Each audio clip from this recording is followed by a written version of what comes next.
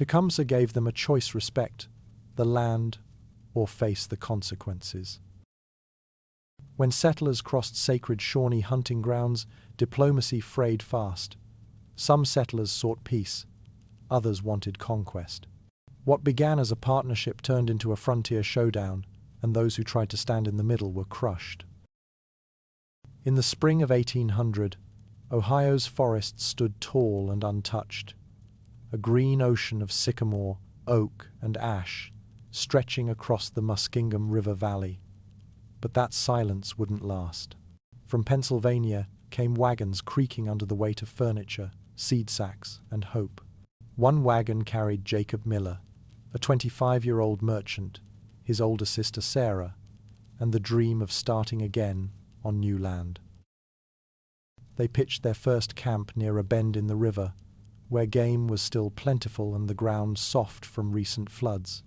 Jacob recorded the scene in his journal that night, writing not with awe, but a tinge of unease. "The trees here are thicker than any I've seen," he noted, "and I do not yet know how to survive them." He had the grit of a frontier man, but not the skills.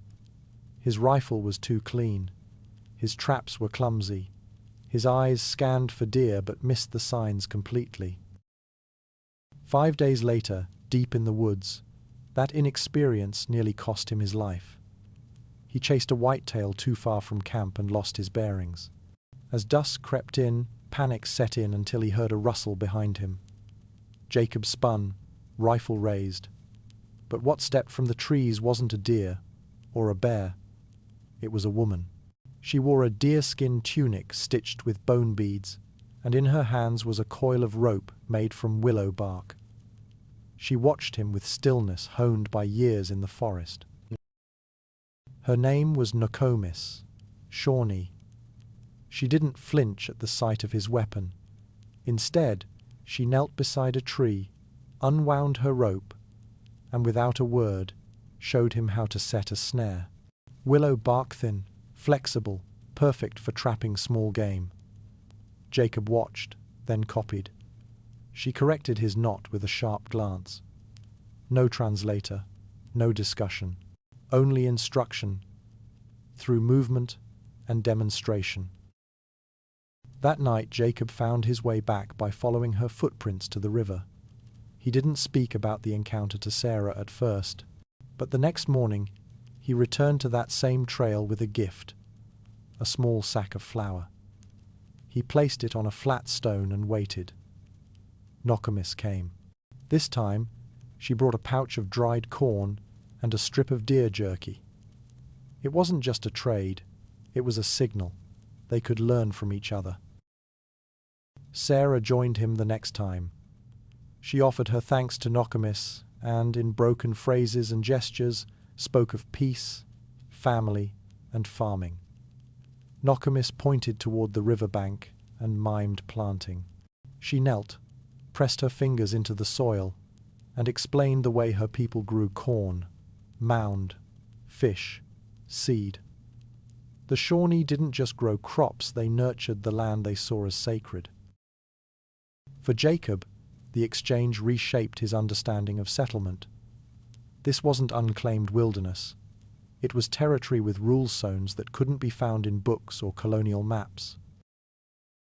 But not all settlers thought that way. On May 1st, the stillness of the forest cracked with new voices. More wagons rolled in from Virginia, led by a hard-faced man named Samuel Holt. Unlike Jacob, Holt didn't see the forest as something to respect. He saw it as an obstacle to be cleared. Within a day, he declared intent to build a second cluster of cabins farther upriver on land already used by Shawnee hunters. When Jacob voiced concern, Holt laughed it off.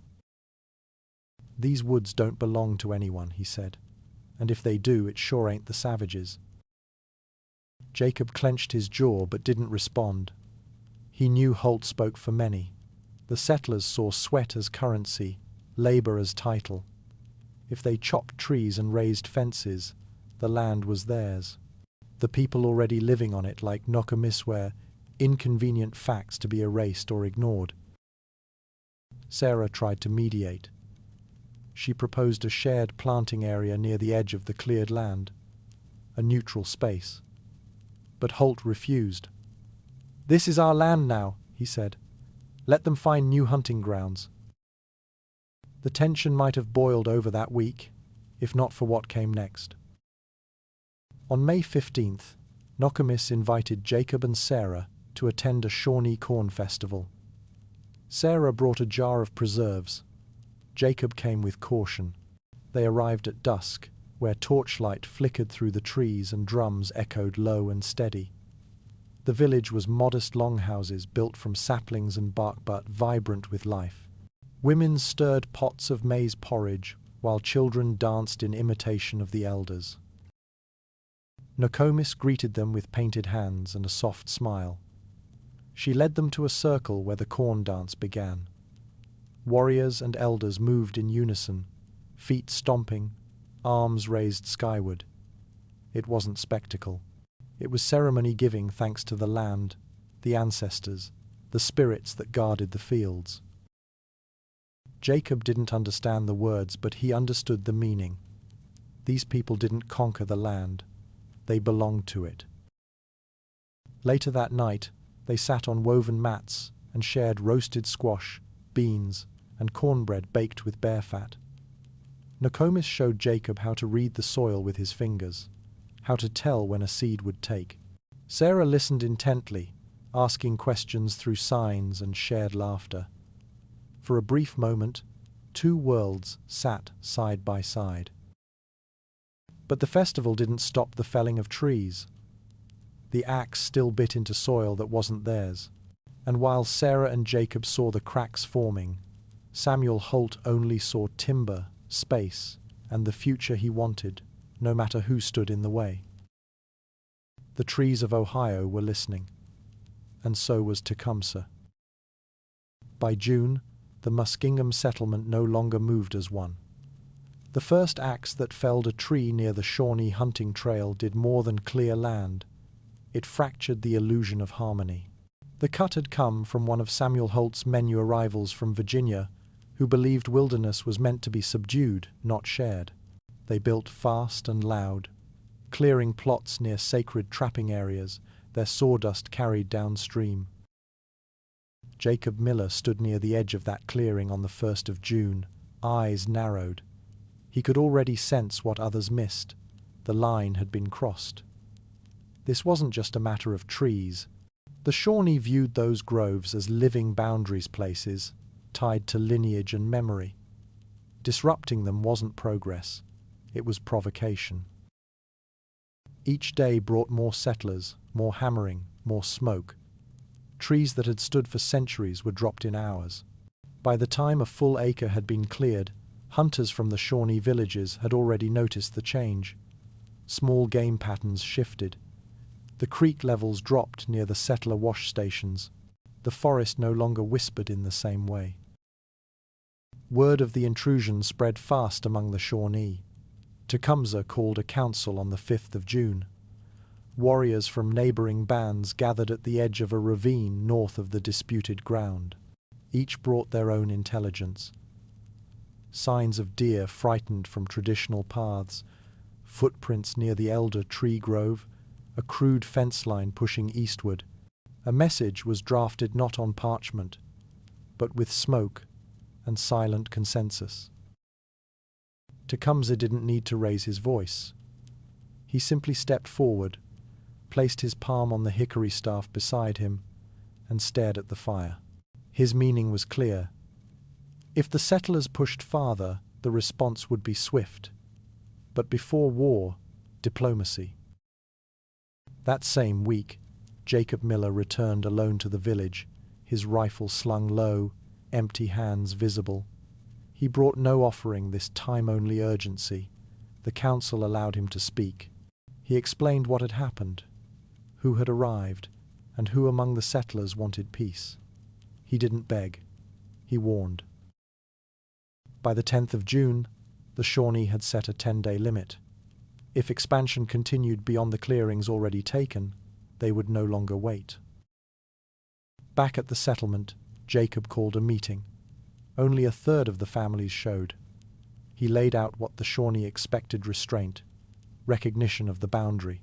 His sister Sarah stood behind him, arms folded, eyes scanning the crowd for cracks of empathy. But Samuel Holt dominated the room. He brought with him a copy of an old colonial survey map and a polished Pennsylvania musket, clean, barely fired, but carried like a badge. He cited rights to labor, spoke of God's will and nationhood, and warned of backwoods threats. The newcomers nodded. They had not danced at Shawnee feasts. They hadn't seen Nokomis bend to test the soil or watched the quiet strength of Tecumseh. By the 1st of July, the settlers had doubled their clearing size. A new road, cut directly through the pine stretch known to host deer herds, ran east toward the old hunting flats. Shawnee scouts observed from afar, noting positions, numbers, and weaknesses. They sketched paths with charred sticks in the dirt, timing guard shifts, estimating rifle count, calculating torch points. The settlers, unaware or dismissive, worked into dusk with lanterns swinging. Their rifles were mostly old mismatched flintlocks and long-barrel smoothbores. They were stored inside cabins, not slung over shoulders. Defense was not yet on their minds. They built fences, but not walls. On the 5th of July, Tecumseh sent a second message, a hawk feather placed atop the central fence post, angled west, a symbol, a direction, a final chance. It was ignored. Then, the incident. On the 15th of July, a Shawnee hunter was wounded near Holt's outermost cabin. He had ventured close. A gunshot cracked the air. The musket had been fired from a porch. The round grazed his thigh and struck low, splintering bone. He crawled away under cover of ferns, bleeding, until Nokomis found him hours later and brought him west toward Jacob's cabin. Jacob didn't speak. He simply cleared the table and laid the man down. His fingers moved from instinct, now packing the wound with yarrow, cleaning it with warm rainwater. Sarah tore strips from a flour sack for bandages. The wounded man's eyes never left the ceiling. Not a word passed between them. Outside, rumors twisted. Some claimed the hunter had drawn a knife. Others whispered he had been aiming a bow. Holt stoked it all. That same night, he gathered 8 men behind the blacksmith's shed, laying out their muskets and powder horns on a grain sack. They took inventory 9 rifles, 5 bayonets, and 2 pistols. A few carried homemade tomahawks. One brought a rusted saber from his grandfather's militia service. They posted night sentries, facing the forest, backs to the river. The group had no real formation, just determination and fear. Their leader, Holt, paced behind them, his musket always loaded, hammer back. The Shawnee noticed. From the ridge beyond the creek, Nokomis and 2 others watched the movement. They marked the rifleman's arc of sight, the dry spots under the cabin eaves, the piles of timber that could serve as barricadiza burn. By the 20th of July, the forest felt tighter. The birds called less. Trails used daily now lay abandoned. Even the river moved slower. Everyone felt it. Sarah as she boiled herbs for the wounded, Jacob as he walked the edge of camp and saw fresh boot prints where once there had been none. The land was speaking, and no one, not Tecumseh, not Jacob, not even Nokomis, could pretend peace would last much longer. The sun over Ohio in August burned down through smoke-thinned skies. By the first day of the month, the settlers no longer bothered pretending. Gardens lay unwatered. Axes rested against doorframes, sharpened not for lumber, but for defense. Children no longer wandered. Even the dogs kept close to doorways. The scent in the air had shifted, dust mixed with tension. The entire settlement felt like a trap waiting to spring. At the center of the unease stood a clearing neutral ground, or so it was declared. On the 1st of August, Tecumseh arrived with 5 warriors and Nokomis. They approached without concealment, walking the game trail that once marked mutual trust. Each carried no weapon but a single knife at the waist. Their faces bore ceremonial charcoal patterns, no war paint, only the dark horizontal lines of warning and resolve. Jacob waited with Sarah beside a table of rough pine logs. On the opposite end stood Samuel Holt, arms crossed, flanked by 3 men he had handpicked. Each of them wore rifles strapped across their chests, barrels downward. Holt refused to remove his. The meeting began with silence, not negotiation observation. Tecumseh scanned each face, lingering longest on Holt. Nokomis stepped forward first, drawing in the dirt with a thin branch. 2 sets of lines, interwoven rivers, and deer paths. Then she marked a Bender proposed line of division. Shawnee hunting trails on one side, settler farms on the other. A breathing space, a buffer. Sarah translated the logic with practiced care. Jacob reinforced it. No fencing across this line, no clearing within it. In return, open trade and safe crossing rights remain. For a moment, it held. A flicker of possibility. Tecumseh nodded once, then Holt stepped forward and with the toe of his boot kicked through the drawing. Dust scattered. "You want to draw borders with sticks?" he said. "This forest is ours. We earned it." Tecumseh's gaze didn't waver, but something cold passed through his expression. Not rage calculation. Holt turned to Jacob. "This is what you risk your name for? Chalk lines in dirt?" The silence after his words stretched tight. By the end of that day, the Shawnee left without reply. The dust of the eroded boundary still swirled behind them. Holt's men laughed, but Sarah didn't. She bent to retrace the line Nokomis had drawn, fingertip trailing through loose soil. No one spoke to her. Jacob stood with her a moment, then followed the trail of moccasin prints into the forest. They vanished long before he caught up. In the days that followed, tension solidified into preparation. Tecumseh called another council. This time, the tone shifted. No longer a Debatian assessment. Warriors sketched maps with deerbone styluses, placing markers for settler cabins, water sources, fence lines, firewood stacks. They counted powder barrels visible through cracks in walls. Some settlers had canonced the relics of past wars, never fired, barely functional. Others had loopholed their cabins with thin slits in the wood for musket fire. The Shawnee weren't reckless. They avoided direct confrontation. Instead, they sent signals, arrow shafts left standing in tilled soil, feather bundles hanging from tree limbs beside the trail, bark strips carved with glyphs tied to cabin doors before dawn. Messages, warnings. Still, no retaliation. But on the 5th of August, Jacob attempted a second effort. He brought a bundle of steel tool sachets, forged nails, cooking pot sand, offered them as an exchange, symbolic payment for shared space. A gesture.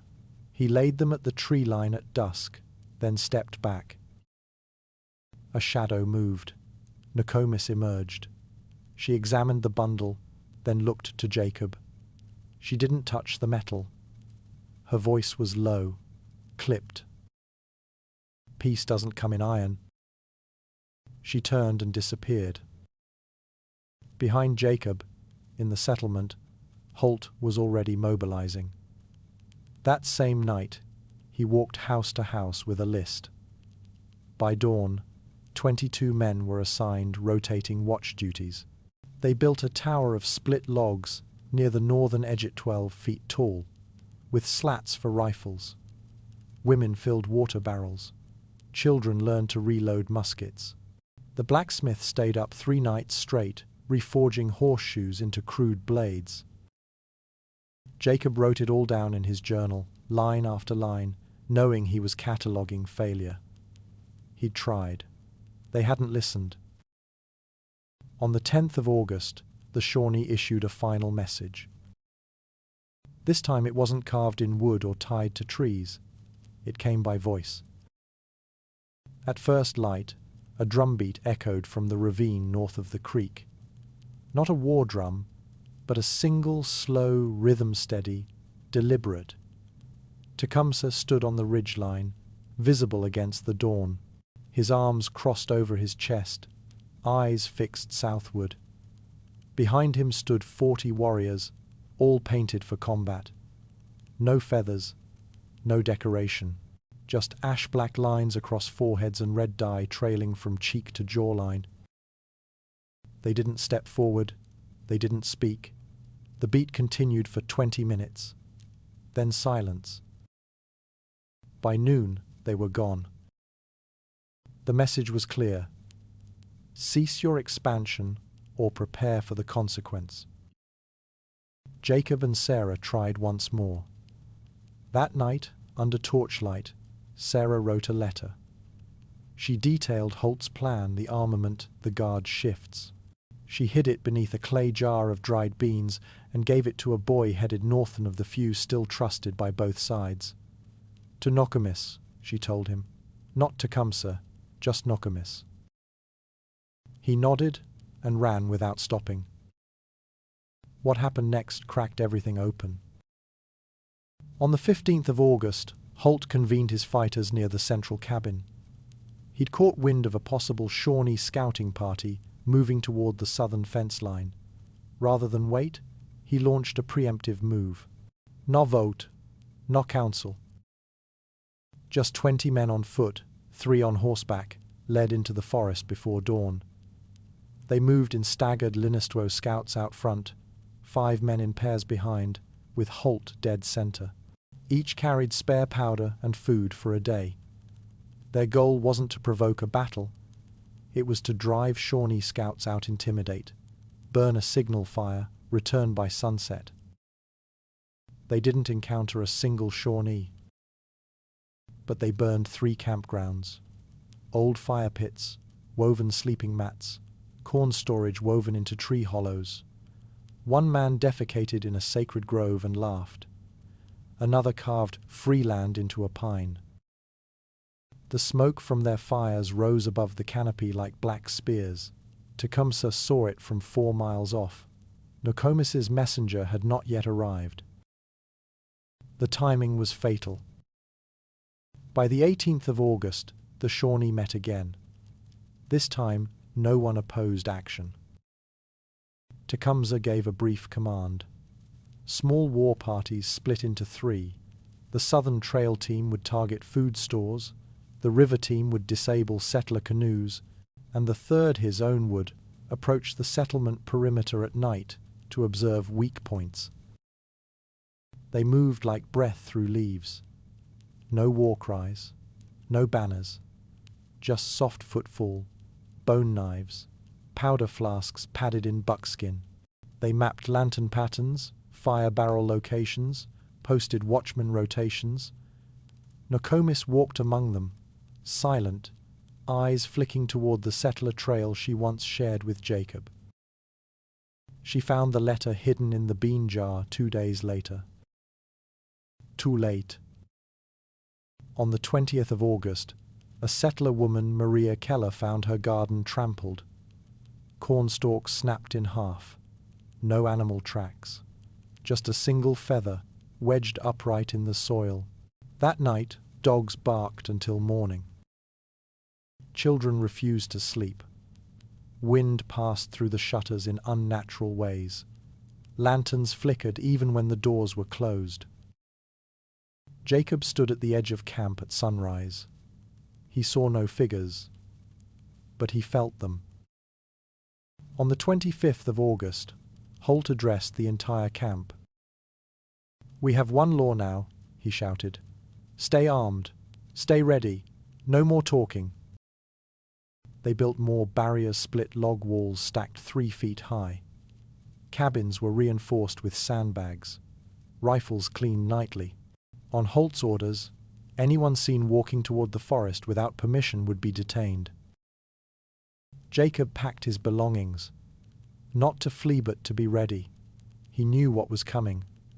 Tecumseh's warnings hadn't been threats, they were forecasts. That evening, Sarah stood on the porch, holding the letter from Nokomis in shaking hands. The final words read, "We gave you space. You returned smoke." By the final day of August, the Shawnee moved into position. The 3 war parties formed a crescent around the settlement's northern and western edges. They camped low and silent, no fires. Each warrior carried a main weapon: bows, muskets, or spear sand, a secondary blade. Arrows were fletched with turkey feathers, not the traditional red hawker quiet change Nokomis had insisted on. It meant aim, not scare. They would not strike first, but they would not step back again. On the morning of the 1st of September, no one rose slowly.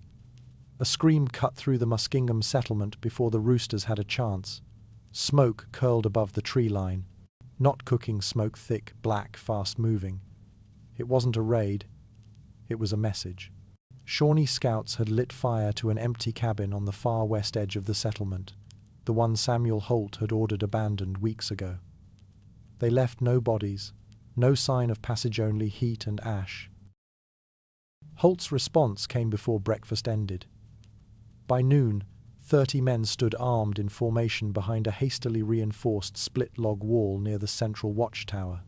The rifles were loaded, powder dry, flints checked. Holt divided his men into 3 squadston to guard the west trail, 10 for the northern riverbank, and the rest, his own group, to patrol the main road in tight loops. They wore leather belts packed with extra shot, and many had fitted bayonets they barely knew how to use. Still, the show of force was loud, intentional. Jacob Miller watched from a distance. He didn't speak, not even when Sarah handed him a water skin and nodded toward the rising smoke. He took it and walked the perimeter in silence, eyes scanning not the tree line, but the faces of his neighbors. They were exhausted already. The tension had set into their shoulders, their breath. Children peeked from under bunks. Mothers cleaned rifles with shaking hands. On the 3rd of September, another cabin burned. This one near the southern trail. Still no casualties, still no sightings. Just ashes. Holt called it an act of war, but Tecumseh wasn't aiming to destroy. Not yet. His war parties had strict orders. Avoid bloodshed unless fired upon. Demonstrate strength. Force a choice. But Holt had already chosen. At dawn on the 5th of September, a settler hunting party disappeared. 3 men had ventured beyond the creek against Holt's warnings. They didn't return. At noon, one staggered back arrow in shoulder, bleeding from a gash in the leg. His speech was broken, lost in panic. He collapsed before giving a clear report. Holt assembled his riflemen immediately. He ordered 12 men toward the creek bend and took 8 more through the underbrush, in flanking formation. They moved like a militia, tight and loud, breaking branches, talking between cover. They weren't trained soldiers, just farmers with weapons and fear in their bellies. Their boots left tracks the Shawnee could have followed blindfolded. Across the creek, Tecumseh's warriors waited in silence. They held elevation from the ridge above the crossing and had marked every settler approach route with shallow pits and noise traps, deer bones hung from branches, twigs bundled under dead leaves. They weren't hunting men. They were controlling movement, visibility, sound. The moment Holt's group neared the tree line, Tecumseh gave a signal, a single bird call. The war party rose from the earth like shadows lifting off stone. Their bows were already drawn. Arrows flew in silence. The first struck the ground at Holt's feet. The second lodged into a tree trunk beside the youngest settler. No blood, just precision. Then came the shout. One of Holt's men fired panicked wide. A return volley snapped instantly. Two settlers dropped Tone with a thigh wound, the other struck in the chest, screaming. Chaos took hold. Holt shouted retreat, waving his arms, but not before another arrow caught his sleeve and pinned it to a sapling. They fell back across the creek, dragging the wounded, leaving behind boots, powder bags, and one musket still cocked. Tecumseh didn't follow. He'd made his point. By the 7th of September, the Shawnee controlled the outer forest. Every path, creek bend, and clearing near the settlement was theirs after dusk. The settlers stayed in tight groups, never venturing alone. Fires were doused early. No one travelled without a musket and at least one other watchful eye. The forest felt alive in a different way, now not mystical but conscious, watching, waiting. On the 10th of September, Jacob left camp alone. He did it against Sarah's protests, slipping out before sunrise with nothing but a blanket and a strip of dried venison. He moved along the trail where Nokomis once taught him to set traps. Now he saw every disturbance fresh footprints, woven grass bundles, broken saplings. He made it to the edge of an old Shawnee planting ground and stopped. Nokomis appeared hours later.